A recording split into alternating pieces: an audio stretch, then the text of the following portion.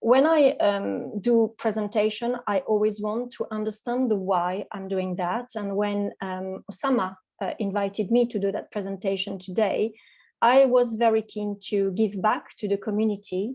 And I was very keen to talk about coaching, because for me, coaching is a tool to create opportunities to grow. And I wanted to specifically talk about conversation, because it's a language and it's how we communicate. It's about the importance of words, of the voice, of the tone of voice, of the silence, actually, of the questions that we ask, the body language. It's about how we manage emotion, and it's about our listening skills. And talking about our listening skills, actually, I always think that listening skills are in 5D. There is what is being said, there is how it's being said, there is what is not being said, there is what is actually being said, and there is what is actually meant. So I'm going to be taking you through that presentation, hopefully give you some ideas about the power of coaching. And by the end of the session, you are going to be able to probably use some of the tips I'm going to give you, and also start disrupting a little bit, but disrupting positively in terms of the conversations that you're going to have with people. So when I do coaching, I always encourage people to think about their thinking space and to think about the location. Are you going to have that conversation inside or outside of a building? And I remember not so long ago, I was in Paris, and one of the school leaders there said to me, can we get out of the school? Can we go and walk in a park? And I think that there is no right place to have a conversation and to have a coaching conversation. It's what's best for the coachee, so the person who is being coached. The environment is also very important, because we are using our senses. And some people will be sensitive to colors. You've probably worked with the psychology of colors. I like white. Everything is white around me, because white is clarity for me. But I know that some people prefer blue, some people prefer green, some people like to smell things. And I remember when I was a school principal, that my staff used to say that my office smelled like a spa, you know, when you go into a spa, because there are scents that are really good to for your concentration. And I tended to use that precisely for the conversation, to set the tone of the conversation. And a coaching conversation is all about thinking process, because here is me as a coach. I'm going to make you think. I'm going to probably change your mindset, probably shift your mindset, probably create that aha moment when we are having that discussion.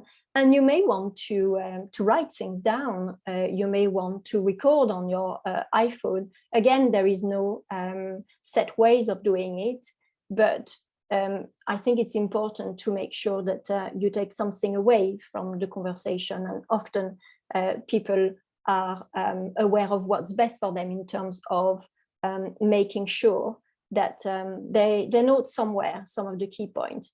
So the first thing I want to talk to you about is the definition of coaching.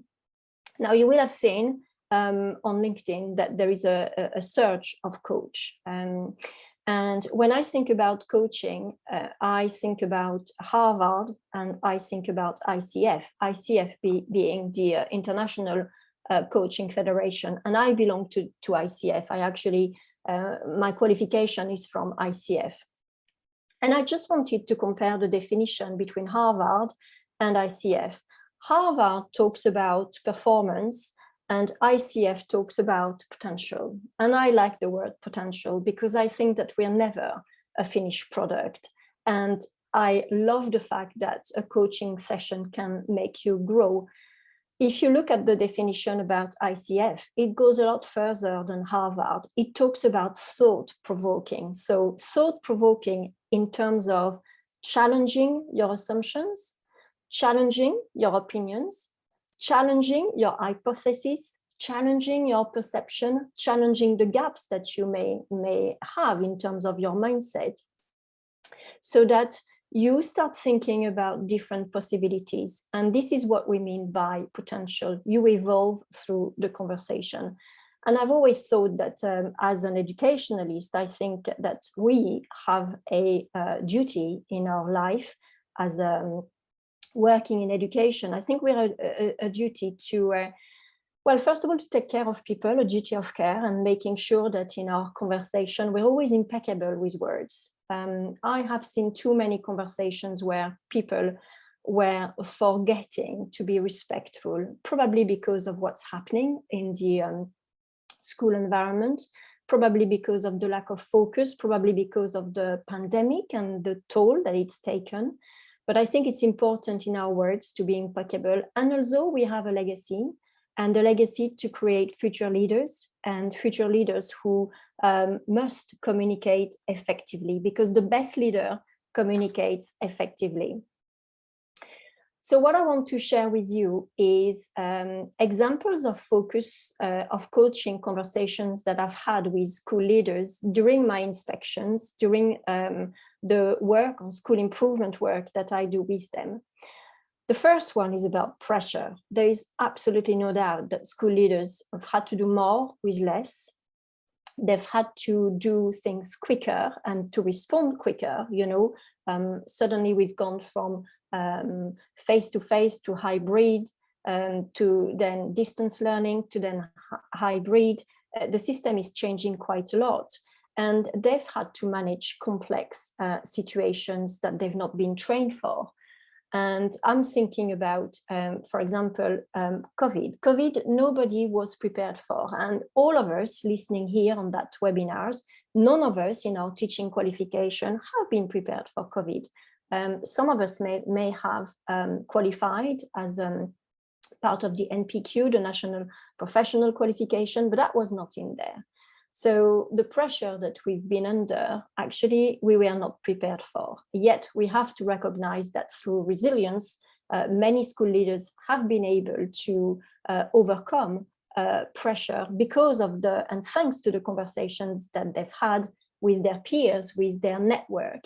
And it's important to know when you're under pressure, you know, where can you go? What are the network that you have? And it's always a question that I ask in a coaching session. So who can help you? That's the first question I would ask if you are under pressure. The second one is about accountability. And accountability is something that I often refer to when for example, we look at the school evaluation, we look at the school development plan. And it's about the ability of people to understand what is expected of them.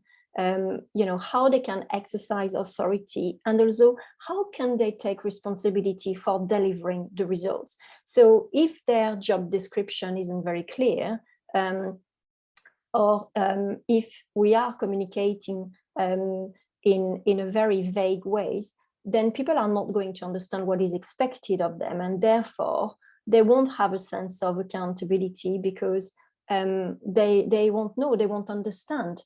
So making sure that role responsibilities, school evaluation, school development plan, making sure that it's always specific about who does what, when, and the success criteria, so that everything is clear, so that everybody understands the role they have to play. Here, I tend to think about Jim Collins, who says that, you know, everybody needs to sit in the right seat. And accountability is like that. If you're sitting in the right thing, in the right seat, doing the right job, then you will perform well, you will deliver the results. And that leads me to driving performance, because, you know, no matter what is happening, school leaders, schools are expected to continue to drive performance, to drive growth, to continue to innovate. And we can't juggle everything. We have to make some choices. So again, one of the questions that I ask in that kind of scenario is, okay, so what could you abandon? What are you going to keep? What are you going to shift? What are you going to modify to formulate that new plans to continue to drive performance? And then comes the team discipline. So the team disciplines here it's about roles, it's about responsibilities, and it's about routines. We all have routine in a school, and in the best school that I've been, routines are linked to system leadership. They're linked to school policies. They're linked to clarity of the self-evaluation of the school development plan. So it's about the contribution that people are making to those policies and those system process. And therefore, it's about the alignment that people have. And in the coaching conversation that you can have, it's about reflecting on those alignments and where alignments works very well and where perhaps we could make it work better. And all of that comes with the power of communications, because, we communicate using 4 skills. We are listening, we are reading, we are writing, and we are speaking, okay? So that in itself seems to be fairly simple. However, it isn't simple, because if you're not using the right words, if you're not using the right language, the communication isn't going to be clear. So one of the exercises that I often do when I go to work in a school, or even during an inspection actually, is I talk about the vision. And I try to understand what the vision of the school is. And I ask several people, so what is the vision of the school? Just to check the alignment. What are the values? And that's a very interesting exercise to do when you're walking in a school. What are the values of the school? Because sometimes you get into a school and you see some lovely displays, but actually people demonstrate different values and people understand different values. I don't think there is a right or wrong necessarily. I think that it's important to be aligned. And if the values are not aligned, if what people are telling you doesn't align, it means that communication somewhere isn't working. So time to do something about it. And then one of my last coaching conversation is about impact. It's about capacity to improve. Because in any schools, even when I go into outstanding school, and I have been to outstanding schools, particularly on my latest visit in UAE, looking at the succession plan, looking at the risk assessment, always asking, can you go higher? Can you do better? Can you be more cost effective? And at the moment, a lot of schools are working with tight budgets. So, can you be better value for money? So all of those questions that you can ask when you are focusing your conversations around coaching to make people grow. So in the way that my mind works as Nadine Powery, there are 3 words that are really important for me and that are actually my trademark. So one is evaluate, and evaluate is always about the current check. So starting with where you are and evaluating where you are and kind of looking at the seeds of change. Then it's elevate, and elevate is a little bit like, you're at the airport and the plane is taxiing, and then the plane is going to take off. So that's the takeoff.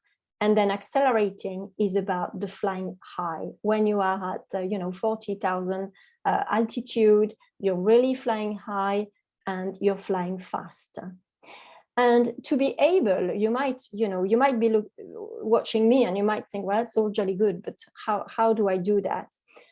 I would say that in everything you do about coaching and coaching conversation, there is always a positioning to have.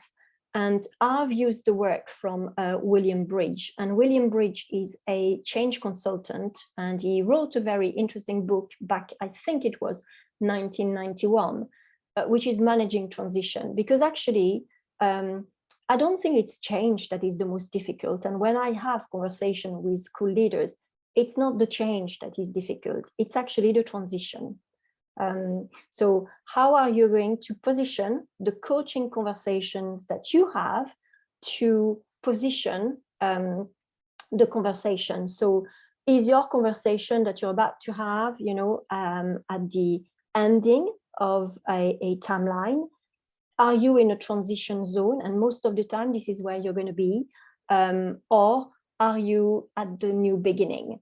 Now, many schools right now are in between transition and the new beginning. So it's important to understand where you are in that conversation and how you can position it so that you can start thinking about the context, about the references, about the words, about the questions, and equally about the silence. And I did mention the silence earlier on.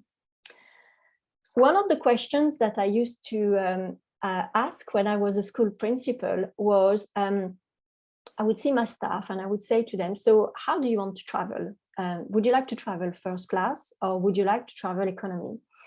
And most of my staff said to me, well, we'd love to travel first class, but we can't quite, we don't really have the means, you know, the financial means to travel first class because it's quite expensive. And yes, of course, it is very expensive. I've actually never traveled first class, but I think that you can behave as if you were traveling first class. You can talk as if you are a first class if you've thought about how you are going to be having those conversations. What I'm trying to say is you don't need to be in first class to behave and have first class conversations.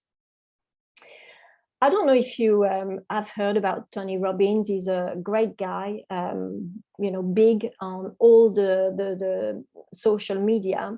And he said something about English language. And he said that our common vocabulary is about 2,000 words, but we only use 200 to 300 words as our daily vocabulary. So we go from having 2,000 words possible to just using 200 words.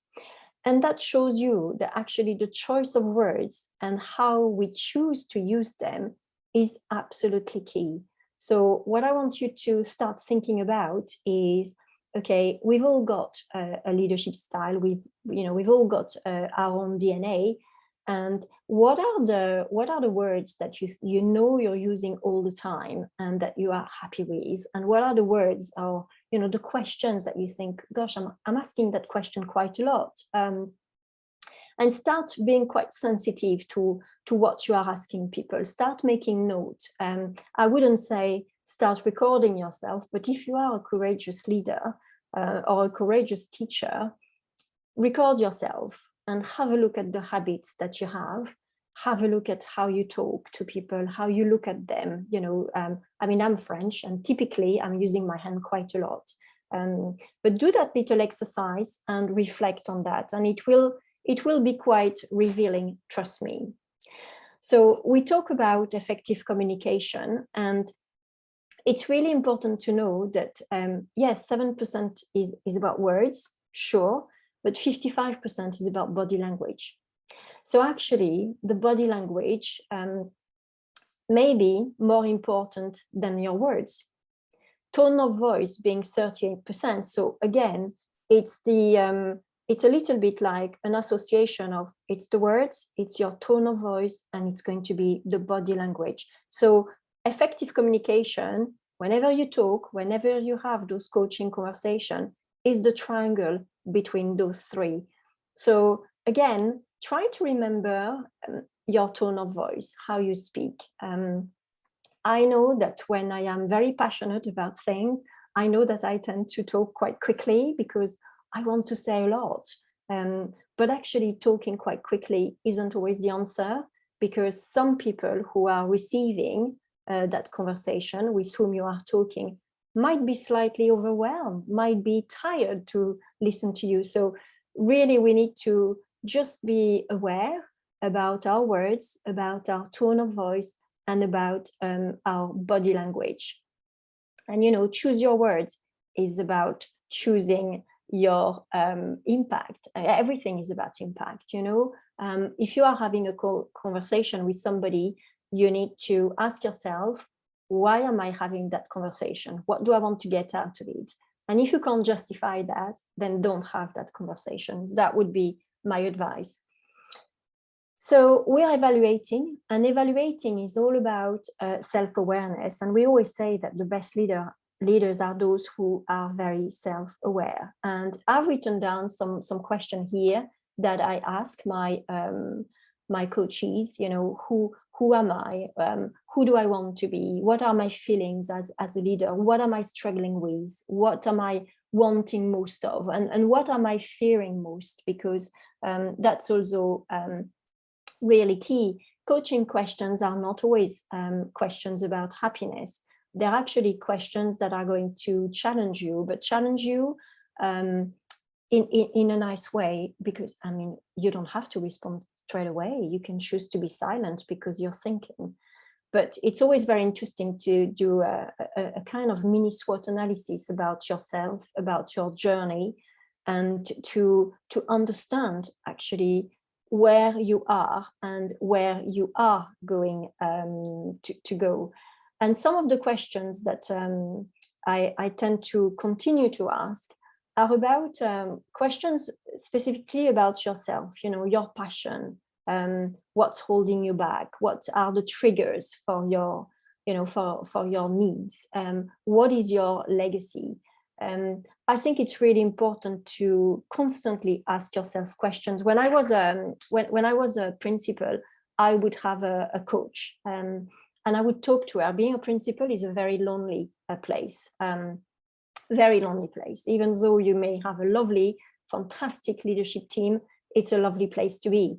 And I remember, you know, some tough decisions you have to make, and ultimately it's a team decision, but you know, your name is there. And I remember talking to my coach every month, and we would go through some of those questions, and that would make me reflect. And it would, at the end of the day, it would make me, I would know myself better, and I would be able to make better decisions. And you know, sometimes it's not always about what we see, and sometimes it's about the depth. And coaching is really good to get to what you can't see, because some people, and you know, maybe people in your team are very good on when you see them, you perceive and you understand what they say, but actually, you know, if you look underneath, if you start to think about what you can see, then you are going to be going into feelings, you're going to be going into perceptions. And I mentioned at the beginning, you know, perceptions, assumptions, all the beliefs that people have that don't necessarily want to talk about, but actually that might be challenged, and that might explain why somebody is behaving in a particular way, you know, for example, in a staff meeting. And you can use that as well with some parents, you know, those difficult parents who come into school and who can be quite upset, and rightly so. And sometimes we don't get it straight away. It's because, you know, if you go underneath the layers, it's a bit like peeling an onions. You remove the layers and then you can see what's underneath, and then you understand. You understand why people are behaving the way they do. Now, nobody would be surprised, because I've now put the 6 hats from De Bono. I love the 6 hats, actually, and I used to use them when I was a teacher myself. And the 6 hats, they've always influenced me to ask questions, absolutely no doubt about it. And you know, how you want your stakeholders to be. So not only your staff, but also your governors, your parents, you know, the community, how you want them to be, to feel, to think. I think by thinking about those colored hats and thinking about what they represent, and thinking about how you can shape your questions will be very helpful. And equally, if you're a school leader and if you're preparing an important document, perhaps, you know, school improvement plan, or perhaps, you know, something new that you want to develop in school, it's always quite useful to actually use those thinking hats to go through the thinking process of what you want to talk about to people, because then you preempt, you predict, you anticipate, and you are capable to communicate better what you want to say. Now, of course, you may say to me, well, Nadine, we've got some psychometric tests, and that is fine. Yes, psychometric tests might be fine. So DISC, Myers-Briggs, you know, it can be fine, but I find that with them, they're always a snapshot of a specific moment in time. So I'm always a little bit careful about them. Now, I want to talk to you about some podcasts that I did. So I don't know if you've seen my website, but on my website, I've done a podcast called Leading the Coaching Change. And I have recorded 100 podcasts, so 100 podcasts. And most of them I've invited leaders from around the world to talk. And we've had a coaching conversations. And on this podcast 50, number 58, I invited Tarek Alami. So Tarek is somebody that I know quite well. He's the regional director for MENA, Africa and Asia for EDT. And I invited Tarek to talk about how to be a successful boss, right? And that can apply to how to be a successful school leaders, right? Because whether you work into the business world or whether you lead a school, actually, the same issues, the same opportunities are going to come. And with Tarek, we talk about the greatest asset in an organization. And we both agreed that the greatest asset are people, so human capital. So this is why your conversations with people must be absolutely key, because you want to keep them. You don't want a turnover that is high, although it's healthy to have a turnover, but you don't want one that is too high. So you need to motivate people. You need to be to continue to be the change leader, but you also need to have return on investment. So it's all of those conversations that you can have with people to ensure that you continue to drive performance. But Tarek said something really interesting about when we are talking about conversations. And he said to me, we need to talk about the sixth sense. And I was thinking, oh, what is the sixth sense? And the sixth sense is about intuition.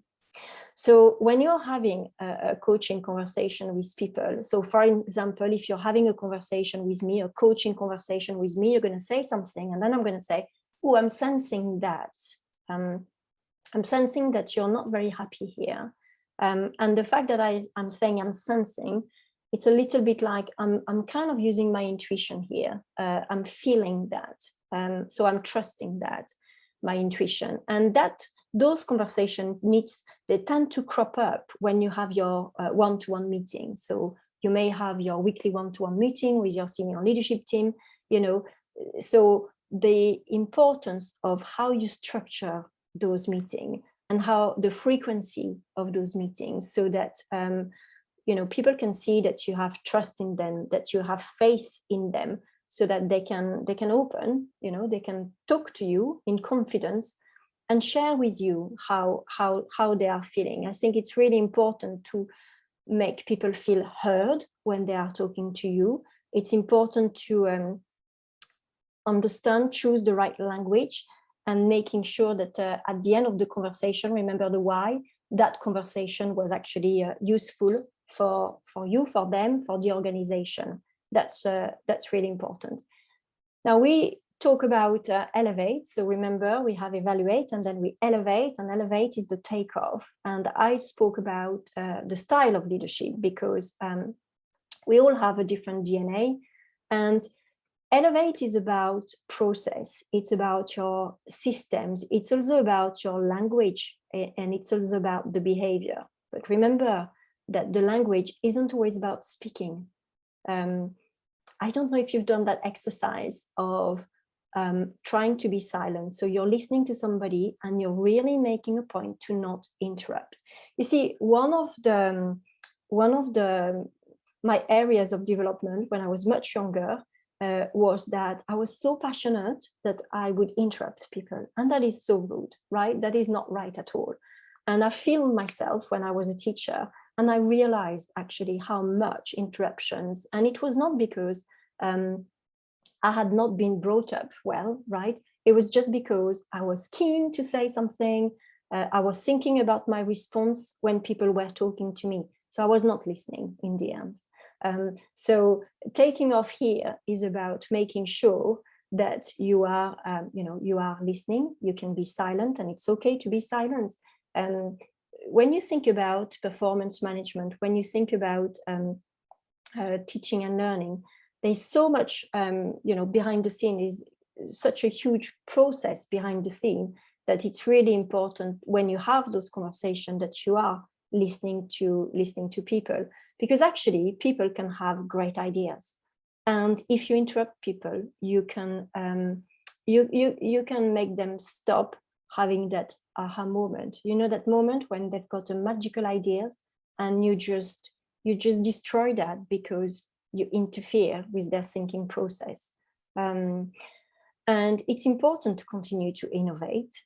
So it's important to encourage, in our conversation, it's important to encourage people to be creative, to be innovative. And it's the same for the language, when we talk about the vision and the values, and it's the same about behavior. We have to talk, we have to walk the talk. So if you're a leader, you have to walk the talk. So whatever you say, you have to role model what you say. So if you are saying that you are, you're not going to be interrupting, then do not interrupt, and make sure that you stick to that. Make sure that you preach what you say. It's important.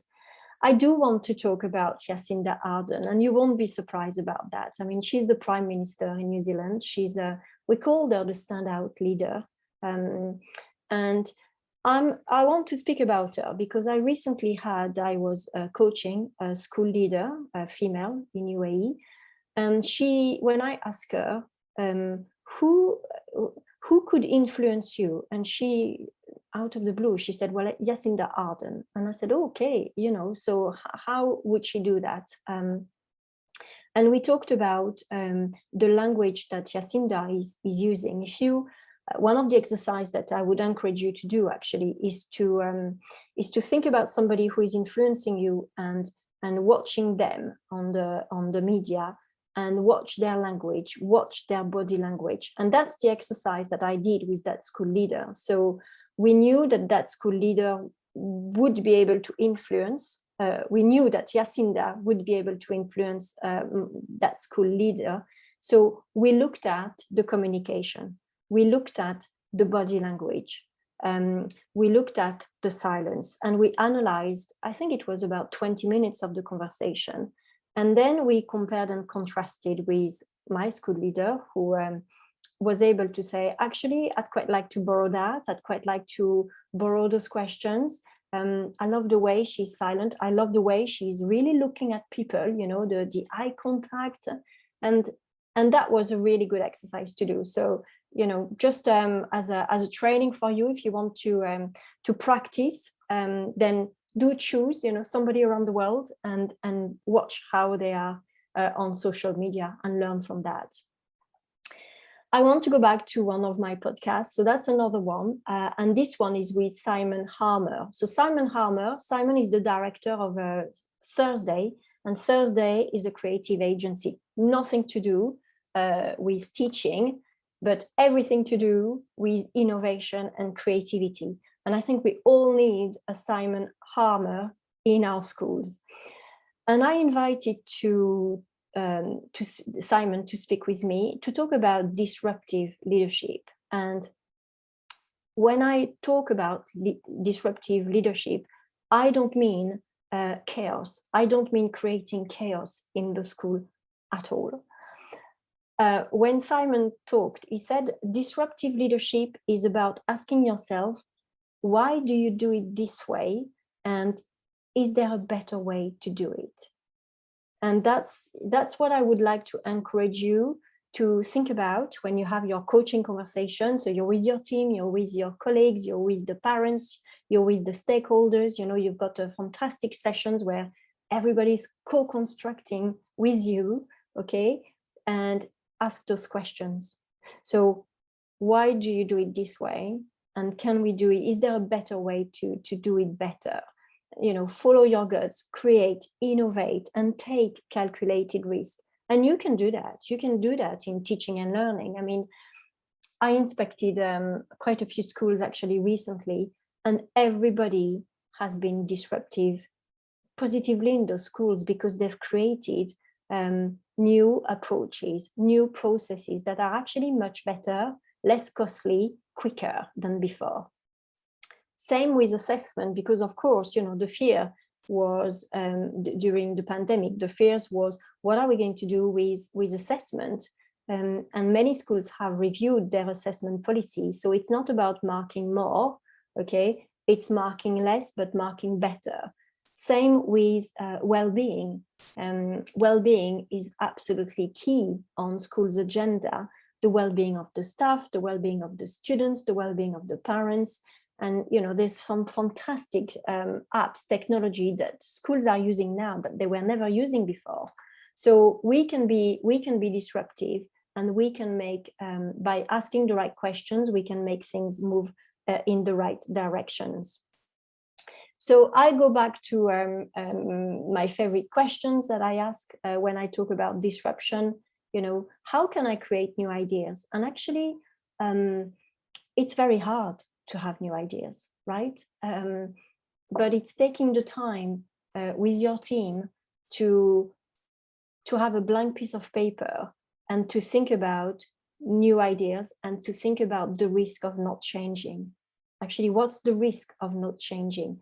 In everything I do in my life, I ask myself, what's the risk of not doing that? So, for example, when I was invited, to do that webinar, what's the risk of not doing that presentation? Well, the risk of not doing it, I want to meet you. I can see that we've got 512 participants, so I'd love to be on stage and be able to see you.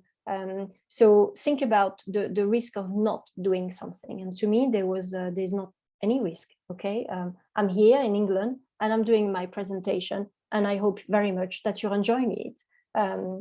And I want to give you some final ideas. And this is probably more when you're working in teams and when you are having those conversations. So this is a document that I use when I work with schools, when we focus on communications to be an effective leader, okay?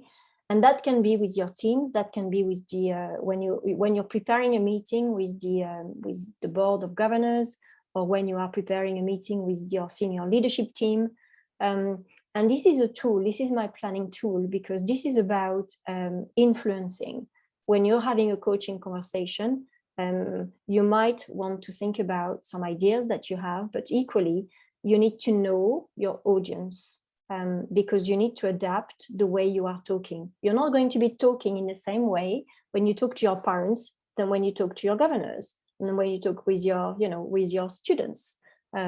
So it's about making sure that you understand the relationship that you have with those people, and that you know them, and that you understand how they think. How do you want them to feel? How do you want them to think?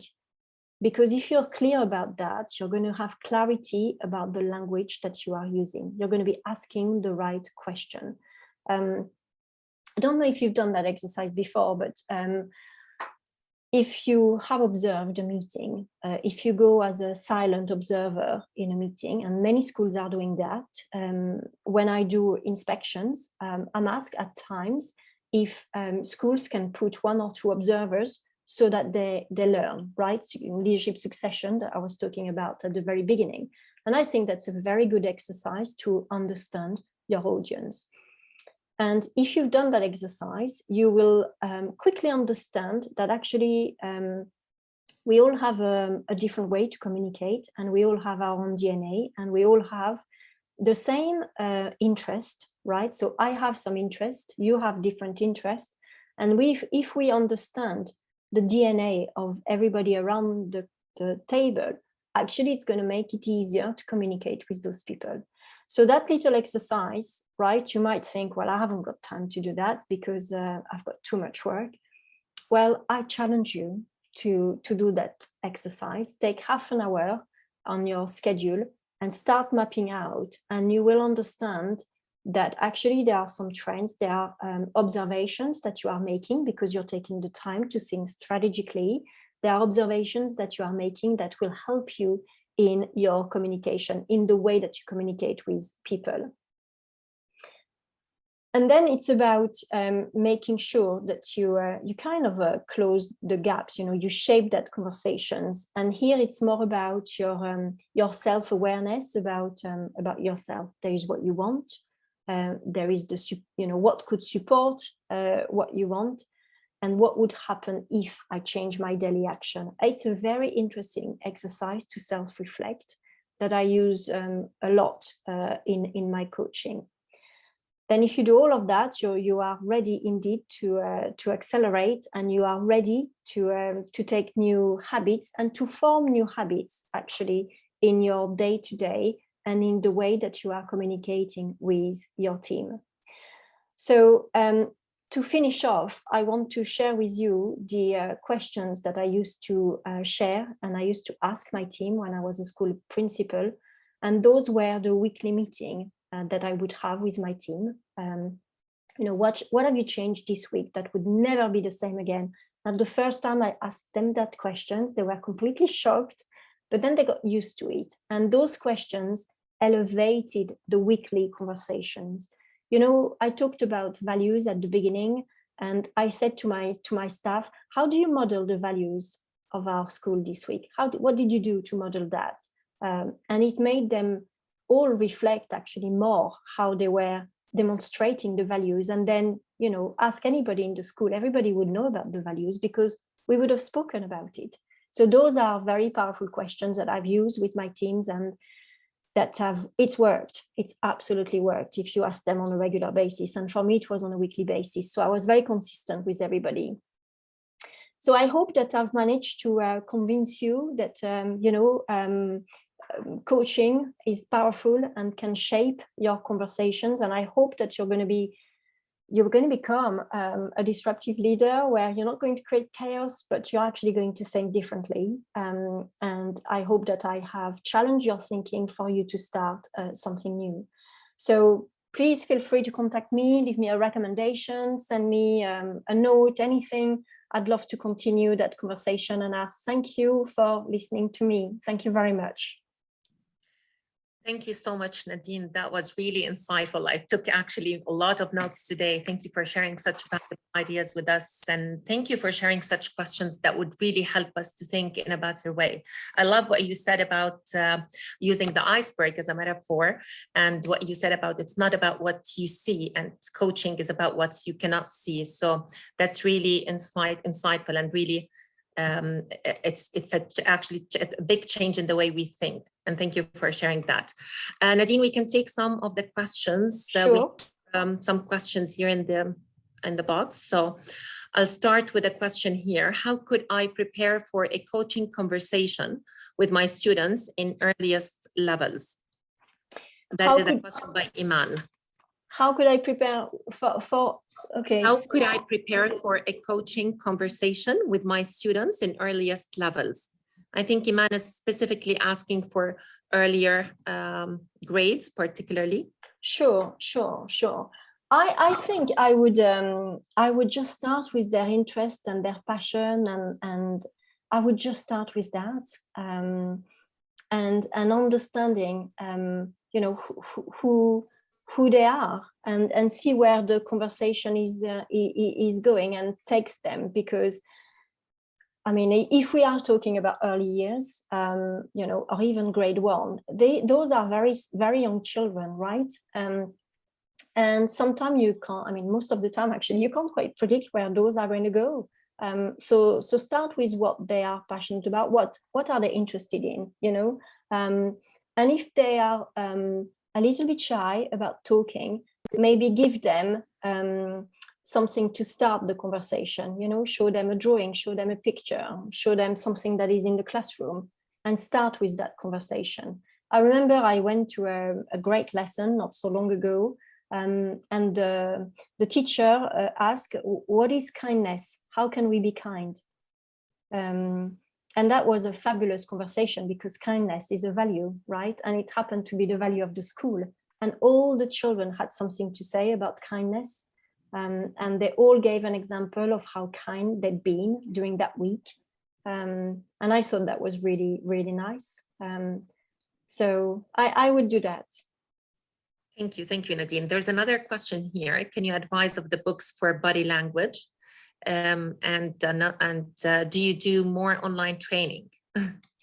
Okay, yes, I will be able to advise a book on body language. There is certainly one on coaching, which is from Claire Pedrick. I've got it in my, I will be able to advise. I think I have said that I will put a list at the end of the session where I will, I'll put a list of books actually, but Claire Pedrick is a coach who has written and she talks about body language a lot. So I think that would be the start, but I can give you more books. And the second question was? Do you do online training? Yes, I do online training. I do online training and I do face-to-face training. It doesn't matter where I am. Anything is possible. So yes, I do online training. You just need to contact me and we can arrange. Yes. There's another question, Nadine. Can we combine coaching conversation with mentoring in developing school leaders' skills? And that's a question by Dr. Yasmin. Yeah, that's such a good question. Thank you for asking, because, you know, I think there is a very fine line between coaching and mentoring.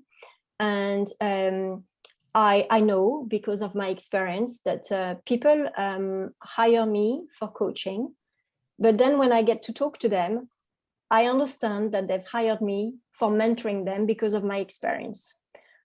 So it's a question of hats, right? We go back to the De Bono hats, but those time maybe the Powery hats, right? Where at some point I'm going to be Nadine, the coach, and at some point I'm going to be Nadine, the mentor. And I make sure that I ask them permission to remove my hat of a coach to then put my hat of a mentor. I always ask permission. And if in a coaching session, of course, you can give an advice, but you need to ask permission. You need to make it sure that they understand that you're actually, you know, borderline. It's okay to do it, but not too frequently, because otherwise you become a mentor. And mentoring is something else.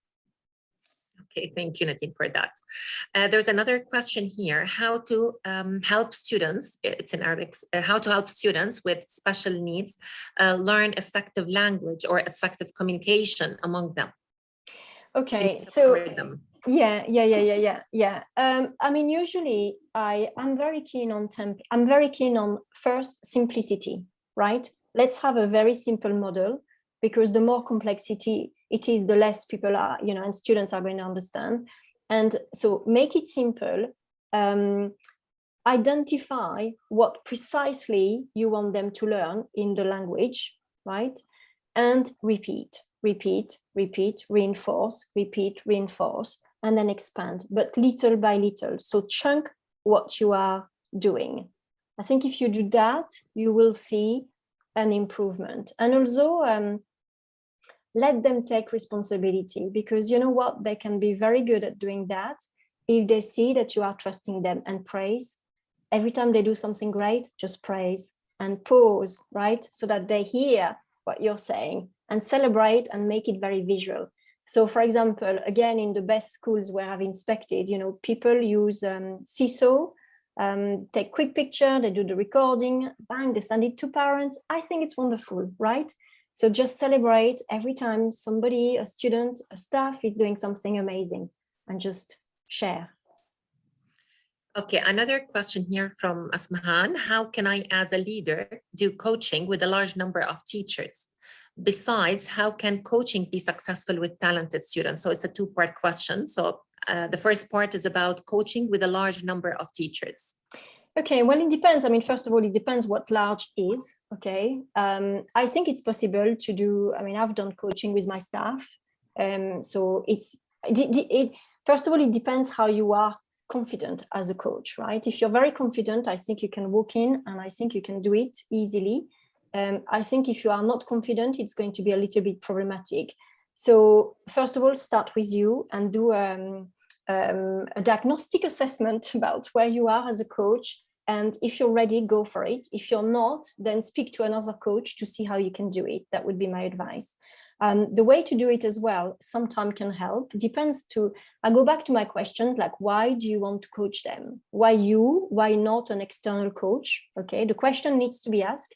I did have external coaches coming to my school as well, because I thought I saw that my staff would have different kind of conversations, and that works well. And you may want to perhaps think about starting with the whole group and then going into smaller groups, depending on, you know, your criteria or what you're trying to achieve. But there are certain ways, you know, there are certainly many ways to do it, but it all starts with you and your why. I think let's be clear. And what was the second question? How to deal with talented students. How to deal with talented students, right? Well, I mean, you know, coaching is ideal for them because for me here, it would be about the disruptive side of coaching, the disruptive leadership, and making sure that, you know, the why are you doing this now, and how can you do that better, and how can you do that quicker? I think for me, it would be the questions that elevate and accelerate their thinking. I think it's very nice to work with talented students for, you know, reasons that you can push them in different directions, and also you can make them grow as individuals. Yeah. Okay, we'll take the last question and then we finish off. So the last question is, how can we as leaders drive change in a community that resists change? I like that question. Yeah, of course, resistance. Right.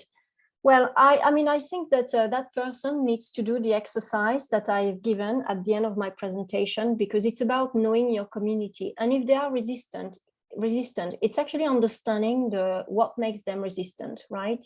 And maybe the question that you want to ask is, okay, what's in it for me? Like thinking about them. If you were them, what's in it for them, right? What makes them resistant, and understanding the barriers.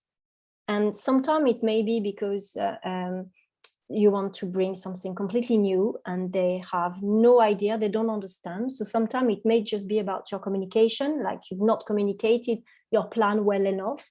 Sometimes they may feel threatened, you know, if you are saying that perhaps you're going to be reducing staff, you know, they may feel threatened by that. And it's explaining the why, the rational, the positive side of that change, the why you've decided to make the change, and the options that you had with that change, and the why you've decided to go with that particular option.